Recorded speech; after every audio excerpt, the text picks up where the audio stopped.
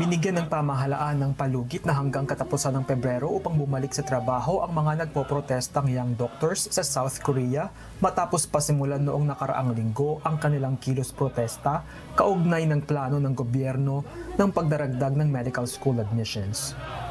Inanunsyo ng pamahalaan ng plano nito na pagtanggap ng nasa 2,000 pang medical students sa susunod na taon na idaragdag sa kasalukuyang 3,058 na medical students sa mga universidad.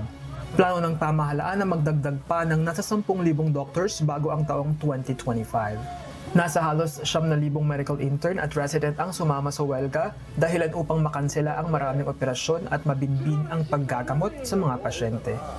Ayon kay Safety Minister Lee Sang-min, umabot na sa mapanganib na sitwasyon ng kalagayan ng emergency services, kaya binibigyan ng pamahalaan ng pagkakataon na makabalik sa trabaho ang mga nagwewelga hanggang katapusan ng Pebrero at hindi kakasuhan.